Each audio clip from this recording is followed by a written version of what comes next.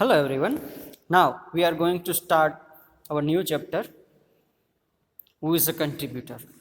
Values plus effectiveness. In this unit, we are going to discuss about who are the contributors, how they are fundamentally different from the non-contributors in their overall approach to work, to other human beings, to society as a whole. Explore these ideas in this unit. So, first of all, we start from the ideas of Swami Vivekananda. Swami Vivekananda speaks to you. What is personality? According to him, a man comes, he is very learned, his language is beautiful, and he speaks to you by the hour, but he does not make any impression. કોઈ વ્યક્તિ છે એ તમારી પાસે આવે છે, બહુ હોશિયાર હોય છે, ભણેલ ગણેલ હોય છે, એમની લેંગ્વેજ સારી છે અને તમારી સમક્ષ એકાદ કલાકથી બોલે છે, પણ કંઈ ખાસ ઇમ્પ્રેશન જમાવી શકતા નથી. And another man comes. He speaks a few words, not well arranged, ungrammatical phrases. All the same, he makes an immense impression. બીજી વાત કરે છે કે બીજું કોઈ એક વ્યક્તિ કે જે માત્ર ને માત્ર થોડા ઘણા શબ્દો બોલે છે, કે જે વેલ અરેન્જ હોતા નથી, ગુડવેલ બરાબર નથી, ફ્રેઝ યુઝ કરે છે, અનગ્રામેટિકલ ફ્રેઝ કે જેની અંદર ગ્રામરની ક્ષતિઓ પણ જોવા મળી શકે છે. All the same, he makes an immense impression. એ સમયે તમારી ઉપર એક સારામાં સારી ઇમ્પ્રેશન જમાવી શકે. Many of you have seen that. So, it is the evident that words alone cannot always produce an impression. આવું ઘણા અનુભવેલું ઘણું છે આપણી લાઈફની અંદર. તો એનો મતલબ એવું છે કે માત્ર ને માત્ર શબ્દો છે એ સારી ઇમ્પ્રેશન જમાવવા માટે પર્યાપ્ત નથી હોતા. Words, even thoughts contribute only 1/3. શબ્દોની સાથે સાથે વિચારો પણ ઓનલી 1/3 જ કન્ટ્રીબ્યુટ કરે છે of the influence in making an impression બનાવવાની અંદર. ધ મેન 2/3 જેટલો જે ભાગ છે, હિસ્સો છે, એમની અંદર વ્યક્તિ પોતે રહેલો છે. 2 ભાગની અંદર વ્યક્તિ છે, 1 ભાગની અંદર માત્ર ને માત્ર એમના વિચારો અને એમના શબ્દો રહેલા હોય છે. What do you call the personal magnetism of the man? That is what goes out and impress you. એ વસ્તુ એવી છે કે વ્યક્તિની અંદર પર્સનલ મેગ્નેટિઝમ જેવું હોય કે જે બીજી વ્યક્તિને પોતાની તરફ આકર્ષિત કરે. એક ચુંબકત્વ જેવું હોય છે. જેવી રીતે કોઈ પણ ચુંબક છે લોખંડને પોતાની તરફ આકર્ષિત કરે, એ રીતે કોઈ વ્યક્તિ છે એ બીજી વ્યક્તિને પોતાની તરફ આકર્ષિત કરે છે. એને કહેવાય પર્સનાલિટી, એમના મત પ્રમાણે. આવું સ્વામી વિવેકાનંદજીનું માનવું છે. In our families, there are the heads. Some of them are successful, others are not. કુટુંબની અંદર હેડ હોય છે, મતલબ મુખ્ય વ્યક્તિ જે બધું ઘરનું સંચાલન કરનારા હોય છે. એમાં અમુક લોકો સફળ જાય છે જ્યારે અમુક છે નિષ્ફળ જતા હોય છે. વાય? આવું શા માટે થતું હોય છે? We complain of others in our families. આપણે કમ્પ્લેન કરતા હોય છે બીજાની આ બાબતે આપણા ફેમિલીઝની અંદર. The moment I am unsuccessful, I say, so and so is the cause of the failure. કોઈ પણ સમયે કદાચ નિષ્ફળતા મળે તો એના માટે આપણે વ્યક્તિ તરીકે એવું કહીએ છીએ કે આ અને આ કારણની હિસાબે મને નિષ્ફળતા મળેલી છે. In failure, one does not like to confess one's own fault and weaknesses. કે વ્યક્તિ છે પોતે ક્યારેય સ્વીકારતી નથી પોતાનો ફોલ્ટ કે પોતાની વીકનેસ રહેલી છે કોઈ પણ નિષ્ફળતા માટે થઈને. હંમેશને માટે કોઈ પણ રિઝલ્ટ ખરાબ આવે છે, પરિણામ કોઈ પણ પ્રકારનું હોય કે કોઈ પણ સિચ્યુએશનની અંદર તરફેણ ન હોય ત્યારે એ બીજા વ્યક્તિને બ્લેમ કરતો હોય છે કે કોઈ પરિસ્થિતિ ઉપર બ્લેમ કરે છે. Each person tries to hold himself faultless and lay the blame upon somebody or something else or even on a bad luck. દરેક વ્યક્તિ છે પ્રયત્ન એવા જ કરતું હોય છે પોતાની જાતને છે ને એ ફોલ્ટલેસ રાખે કે મારી કશી ભૂલ નથી રહેલી કોઈ પણ કાર્યની અંદર. એન્ડ લે the blame on somebody or something. કોઈ વ્યક્તિ ઉપર અથવા તો કોઈ બાબત ઉપર એ દોષનો ટોપલો ઠાલવે છે. અને એ બેમાંથી એક પણ ન હોય તો પછી ફાઇનલ લક ઉપર. When heads of family fails, they should ask themselves why it is that some persons manage family so well and others do not. જ્યારે કોઈ કુટુંબના વડા છે કોઈ પણ બાબતની અંદર નિષ્ફળ જાય છે ત્યારે એને પોતાની જાતને પ્રશ્ન પૂછવો જોઈએ કે આવું શા માટે બને છે. અમુક કુટુંબના લોકો છે આટલા સફળ થાય છે તો આમાં નિષ્ફળતા મળે છે, એના માટેનું કારણ શું છે. પોતાની જાતે જ પોતાના ફોલ્ટ ફાઇન્ડ કરવા જોઈએ, જેથી કરીને પોતે સોલ્યુશન ફાઇન્ડ કરશે તો સેકન્ડ ટાઈમ એ પ્રકારની ભૂલ નહીં જોવા મળે. Then you will find the difference in owing to the man, his presence, his personality. એ સમયે તમને તફાવત જોવા મળી શકશે એ વ્યક્તિની અંદર એની હાજરીમાં અને એની પર્સનાલિટીમાં શું તફાવત છે એ બાબતે. Now, coming to the great leaders of mankind, we have always find that it was the personality of the man that counted. અત્યારે આપણે જે મહાન લીડર્સ થઈ ગયા છે માણસ જાતની અંદર, એ લોકોને બધાને ફાઇન્ડ કરીએ તો જે ગણો છો, જે વ્યક્તિઓના નામ લઈએ છીએ, એમની પર્સનાલિટીને કારણે એમની નામના રહેલી હતી અને એમને હજુ આપણે યાદ પણ કરીએ છીએ. Now take all the great authors of the past, the great thinkers. પછી કોઈ પણ ઓથરને લઈ લ્યો કે કોઈ પણ મહાન વિચારકને લઈ લ્યો, આ બધું જ જે કંઈ અત્યારે એમને યાદ કરવામાં આવે છે, એમના વિચારોને અનુસરવામાં આવે છે, આ બધી જ બાબતો છે વ્યક્તિની પર્સનાલિટી, એમની વ્યક્તિત્વને આધારિત હોય છે. Really speaking, how many thoughts have they thought. એ લોકોએ એ સમયે કેટલા વિચારો કરેલા હશે. Take all the writings that have been left to us by the past leaders of mankind. Take each one of their books and appraise them. The real thought, new and genuine, that have been thought in this world up to this time amount to only a handful.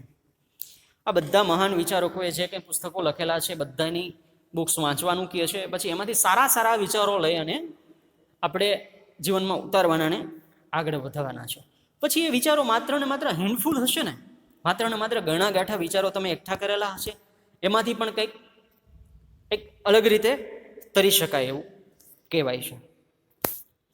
Read their books and thoughts they have left to us. એ લોકોએ જે કંઈ પુસ્તકો લખેલા છે, વિચારો એમાં રજૂ કરેલા છે, એ બધી એમને બુક્સ વાંચવી જોઈએ. The authors do not appear to be giants to us, and yet we know that they were great giants in their days. જે પુસ્તકો લખેલા છે એમાંથી એમની બુક્સમાંથી કોઈ જાયન્ટ્સ નથી બહાર નીકળવાના જે લખેલા છે એ વ્યક્તિના, પણ હા એ જરૂર છે કે એમના વ્યક્તિત્વ એ સમયે ઘણું ખરું જાયન્ટ હતું. એક વિશાળ વ્યક્તિત્વ ધરાવનાર વ્યક્તિ એના સમયની અંદર રહી ચૂકેલા હતા. What made them so. એમને આટલા વિશાળ વ્યક્તિત્વ કેવી રીતે બનેલા હશે. Not simply the thoughts they thought. માત્ર ને માત્ર એ લોકોએ વિચાર કરેલા હતા એનાથી જ પર્યાપ્ત નથી હોતું. Neither the books they wrote. એ લોકોએ જે કે પુસ્તકો લખેલા એમનાથી પણ નથી થતું. Nor the speeches they made, it was something else that is now gone. That is their personality. એ લોકોના પુસ્તકો જે લખેલા છે, નહીં કે એમને આપેલી કંઈ સ્પીચ, પણ જે વ્યક્તિને મહાન બનાવેલા છે એ બધા માટે માત્ર ને માત્ર જવાબદાર હોય તો એ વ્યક્તિની પર્સનાલિટી, એમના વ્યક્તિત્વને કારણે એ વ્યક્તિની અત્યારે નામના હજુ પણ રહેલી છે. As I have already remarked, the personality of the man is 2/3 and his intellect, his words are but 1/3. અહીંયા એક મેં રિમાર્ક કરી દીધું છે ઓલરેડી, એ પ્રમાણે આપણે જોઈએ તો વ્યક્તિની પર્સનાલિટી છે, વ્યક્તિ પોતે બે ભાગની અંદર છે. એક ભાગની અંદર વ્યક્તિના જે શબ્દો છે, એમના ઇન્ટેલેક્ટ, બૌદ્ધિક ક્ષમતા, બૌદ્ધિક વિચારસરણી, એમના વિચારો, આ બધું એક ભાગની અંદર રહેલું છે. It is the real man, the personality of the man that runs through us. Our actions are but effects. Action must come when the man is there. The effect is bound to follow the cause. કોઈ પણ ક્રિયા છે ને એ વ્યક્તિની હાજરીની અંદર જ ક્રિયા possible હોય છે, પણ એમની અસર ઘણી ખરી લાંબા ગાળાના સમય સુધી પણ જોવા મળતી હોય છે. અહીંયા સ્વામી વિવેકાનંદજીનું જ એક્ઝામ્પલ આપેલું છે. In 1893 Swami Vivekanand made his debut on the world stage when he opened his first short speech at the parliament. His first few words, "Sisters and brothers of America," resulted in standing ovation of several minutes by nearly 6,000 present there. કે જ્યારે સ્વામી વિવેકાનંદજી છે વિશ્વ લેવલે જ્યારે debut કરેલું હતું ત્યારે પોતાની ઓપન સ્પીચની અંદર જે પાર્લામેન્ટમાં બોલતા હતા ત્યારે એમના શરૂઆતના ફ્યુ વર્ડ્સ હતા sisters and brothers of America. પોતાના સ્પીચની શરૂઆત માત્ર ને માત્ર આટલા શબ્દથી જ કરેલી હતી. એમનું પરિણામ શું જોવા મળેલું? સ્ટેન્ડિંગ ઓવેશન મળેલું. જે હોલ હતો એ હોલની અંદર ઓલમોસ્ટ 6,000 લોકો બેઠેલા હતા. એ બધા લોકો સ્ટેન્ડિંગ ઓવેશન સાથે મિનિટો સુધી તાલીઓ પાડે છે. From being a wandering monk with no credential to speak at the parliament, the Swami was lionized by the press as an orator by divine right at the end of his lecture. તો આ જે છે એ સ્વામી વિવેકાનંદ ત્યાં ગયેલા હતા. એમનો પહેરવેશ આપણે જોઈએ તો એક મોંઘ તરીકે, એક સંત તરીકે, એક સાધુ તરીકેનો જે પહેરવેશ હોય એ પહેરવેશ ધારણ કરેલો હતો. તો એક પર્સનાલિટી જે છે માત્ર ને માત્ર આઉટર વ્યૂની પર્સનાલિટી નથી હોતી. તો વ્યક્તિની અંદર કંઈક એવું મેગ્નેટિઝમ જેવું હોય છે કે જે બીજી વ્યક્તિને પોતાની તરફ આકર્ષિત કરે. એ સ્વામી વિવેકાનંદજીની અંદર હતું કે માત્ર ને માત્ર sisters and brothers of America આટલા શબ્દ બોલી અને સ્ટેન્ડિંગ ઓવેશન મળવું એ બહુ મોટી વાત કહેવાય છે. તો આ વસ્તુ છે એક પર્સનાલિટી કે જે વ્યક્તિની અંદર હોય છે.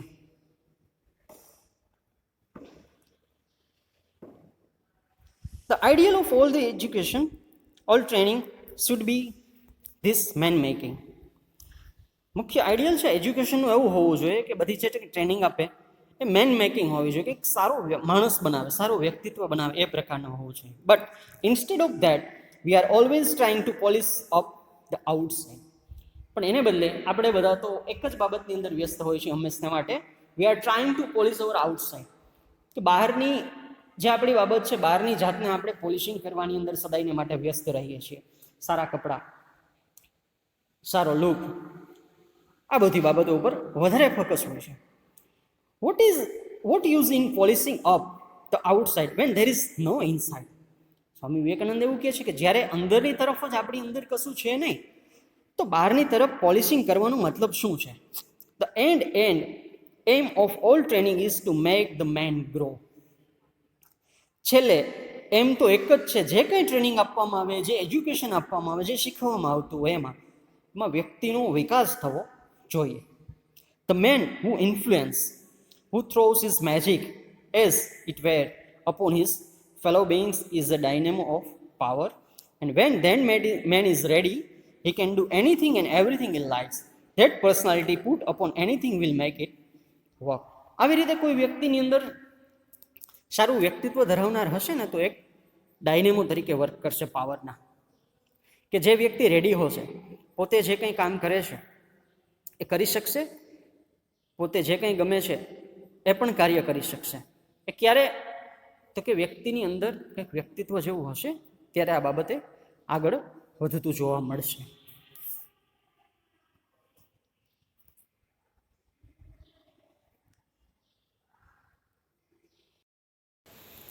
Each one can grow and strengthen his personality. દરેક વ્યક્તિ ગ્રો કરી શકે છે, વિકાસ કરી શકે છે અને સ્ટ્રેન્થન કરી શકે છે પોતાની પર્સનાલિટીને. This is one of the great practical things. આ એક બહુ વિશાળ પ્રેક્ટિકલ બાબત છે કે જે બધા જ એજ્યુકેશનનું સિક્રેટ રહેલું છે એમાં. This has universal application in the life of the householder, in the life of the poor, the rich, the man of business, the spiritual man, in every one's life. દરેક વ્યક્તિની બાબતની વાત કરે છે કે કોઈ પણ વ્યક્તિ લઈ લ્યો, પછી હાઉસ હોલ્ડર હોય, પુઅર હોય, રીચ હોય, કે કોઈ બિઝનેસ પર્સન હોય કે સ્પિરિચ્યુઅલ પર્સન હોય, દરેક વ્યક્તિના લાઈફની અંદર જે ગ્રેટ થિંગ રહેલી છે, the strengthen of this personality. એ બાબત છે કે વ્યક્તિની પર્સનાલિટી વધારેમાં વધારે સ્ટ્રેન્થનિંગ વાળી હોય. સામે અહીંયા જે એક્ઝામ્પલ આપેલા છે ઇમ્પેક્ટ ઓફ ઇન્ડિયાઝ લીડર, તો એમાં મહાત્મા ગાંધીજીની વાત છે, સુભાષચંદ્ર બોઝનું જે વાત કરવામાં આવેલી છે અને જવાહરલાલ નહેરુની વાત કરવામાં આવેલી છે, એ પણ અહીંયા રીડ કરી શકો છો.